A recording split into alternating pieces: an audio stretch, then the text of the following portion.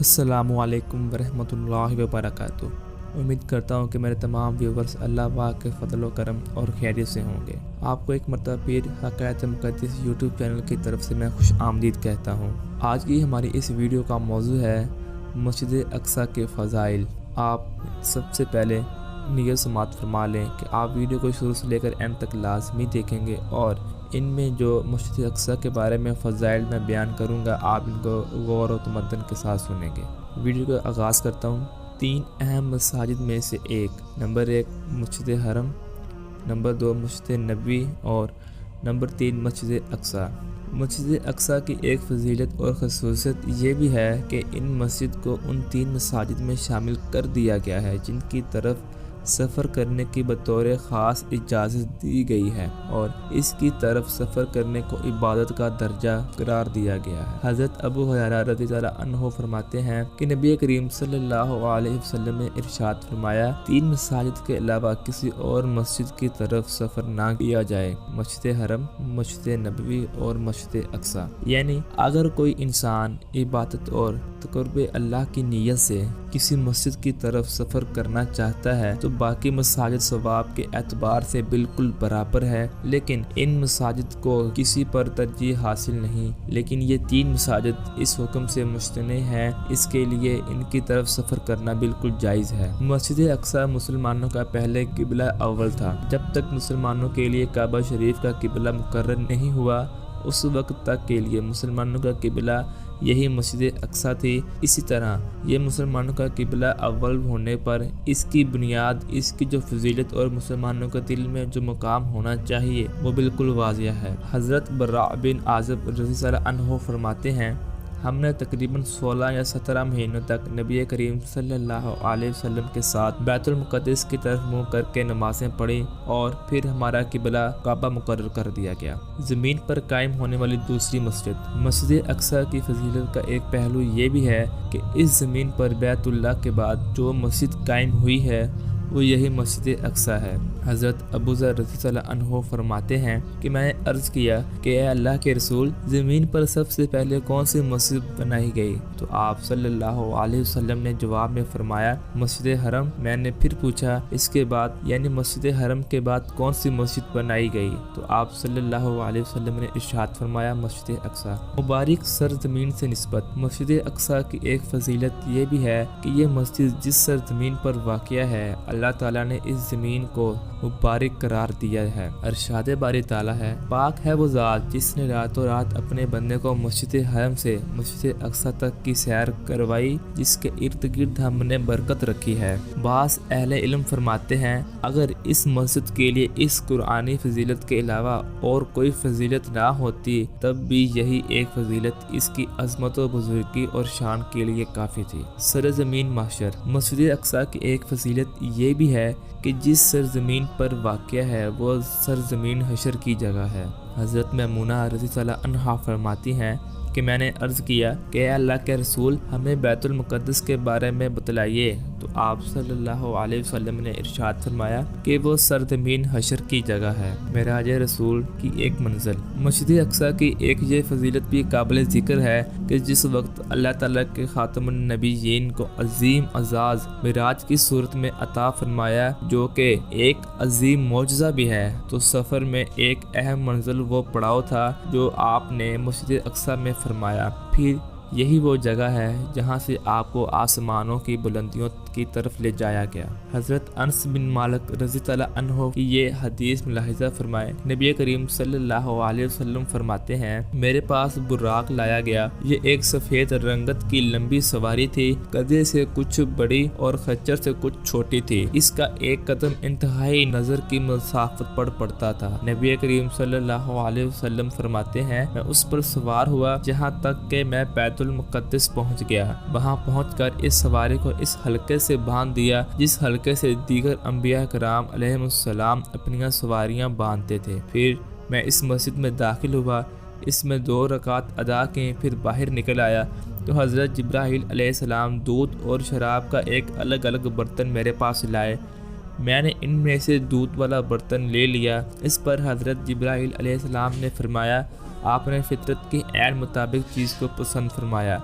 اس کے بعد وہ ہمیں آسمان کی طرف لے کر چل پڑے۔ نماز میں کئی گنا ثواب کا اضافہ۔ اس مسجد کی ایک اہم فضیلت یہ بھی ہے کہ اسلام کے اہم ترین رکن نماز کا اجر و ثواب اس مسجد میں کئی گنا بڑھا دیا جاتا ہے، جو اس بات کی دلیل ہے کہ اللہ تعالیٰ کے نزدیک اس مسجد کا مقام و مرتبہ دیگر مساجد کے مقابلے میں ایک امتیازی شان رکھتا ہے۔ حضرت ابو ذر رضی اللہ عنہ فرماتے ہیں، ایک مرتبہ ہم رسول کریم صلی اللہ علیہ وسلم کے پاس بیٹھے تھے، اس موضوع پر گفتگو کر رہے تھے کہ آیا رسول اللہ صلی اللہ علیہ وسلم کی مسجد یعنی مسجد نبوی کی فضیلت زیادہ ہے یا بیت المقدس والی مسجد کی؟ تو چنانچہ یہ باتیں سن کر رسول اللہ صلی اللہ علیہ وسلم نے ارشاد فرمایا، میری مسجد میں پڑھی جانے والی ایک نماز اس مسجد اقصی کی 4 نمازوں سے افضل ہے، اور وہ نماز کی جگہ تو بہت خوب ہے، لیکن ان قریب ایک ایسا زمانہ آئے گا کہ لوگوں کو اگر اپنے گھوڑے کی ایک لگام کے برابر بھی کوئی ایک ایسی جگہ مل جائے جس سے وہ مسجد اقصی کی زیارت کر سکے تو ان کے نزدیک یہ زیارت پوری دنیا سے بہتر ہوگی۔ اللہ اکبر۔ یہ حدیث نبی کریم صلی اللہ علیہ وسلم کی نبوت کی نشانیوں میں سے اور پیشن گوئیوں میں سے ہے۔ اس میں آپ نے اس بات کی طرف اشارہ فرما دیا کہ ایک وہ وقت آئے گا کہ جب مسلمانوں کے دلوں میں اس مسجد کی قدر و قیمت بہت بڑھ جائے گی۔ اس مسجد کے بارے میں دشمنان اسلام کی عداوتیں بہت بڑھ جائیں گی۔ ان کی عداوتوں کی وجہ سے مسلمان اس مسجد کے لیے ترسیں گے، حتیٰ کہ یہ انسان سوچے گا کاش مجھے اگر گھوڑے کی ایک لگام باندھنے جتنی بھی جگہ مل جاتی جہاں سے میں مسجد اقصی کو دیکھ لیتا، تو وہ اس خوشی کو دنیا بھر کی خوشیوں سے بہتر سمجھے گا۔ تمام انبیاء کرام علیہ السلام کے اجتماع گاہ۔ ایک طویل حدیث میں ہے کہ حضرت ابو ہریرہ رضی اللہ عنہ نے روایت کیا ہے کہ نبی کریم صلی اللہ علیہ وسلم نے اسی مسجد میں سب انبیاء علیہ السلام کی ایک نماز کی امامت کروائی۔ حدیث کے کچھ الفاظ اس طرح ہیں، نماز کا وقت آیا تو میں نے ان کی امامت کروائی۔ دجال سے محفوظ جگہ۔ مسجد اقصی ایک ایسی پاکیزہ سرزمین میں واقع ہے جہاں کانا دجال کبھی داخل نہیں ہو سکے گا، جیسا کہ حدیث میں فرمان نبی صلی اللہ علیہ وسلم ہے کہ وہ دجال ساری زمین کا چکر لگائے گا مگر حرم اور بیت المقدس میں داخل نہیں ہو سکے گا۔ مسجد اقصی میں نماز گناہوں کی معافی کا سبب۔ سیدنا عبداللہ بن عمر رضی اللہ عنہ بیان کرتے ہیں کہ رسول اللہ صلی اللہ علیہ وسلم جب سلیمان بن داؤد علیہ السلام بیت المقدس کی تعمیر سے فارغ ہوئے تو انہوں نے اللہ سے 3 دعائیں کی کہ یا اللہ میرے فیصلے تیرے فیصلے کے مطابق بالکل درست ہوں۔ نمبر 2، یا اللہ مجھے ایسی حکومت عطا فرما کہ میرے بعد کسی کو ایسی حکومت نہ ملے۔ نمبر 3، یا اللہ جو آدمی اس مسجد بیت المقدس میں صرف نماز پڑھنے کے ارادے سے آئے وہ گناہوں سے اس طرح پاک ہو جائے جیسے وہ اس 3 گناہوں سے پاک تھا جب اس کی ماں نے اسے پیدا کیا۔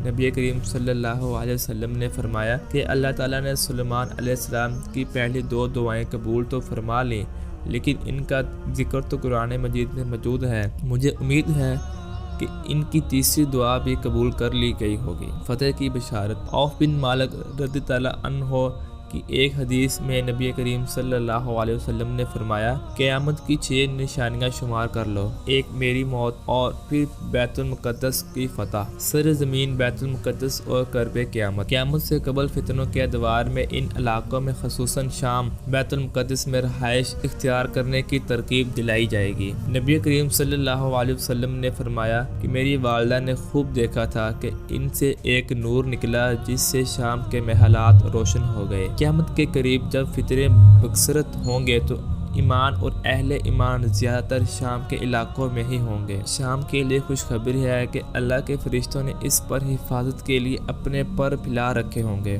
فتنوں کے زمانے میں اہل اسلام مختلف علاقوں میں مختلف جماعتیں اور لشکر ہوں گے۔ اس دور میں آپ صلی اللہ علیہ وسلم نے شام اور اہل شام کے لشکر کو اختیار کرنے کی ترغیب دلائی کیونکہ اس دور میں ان کی حفاظت اور ان کی ذمہ داری اللہ تعالیٰ نے لی ہوگی۔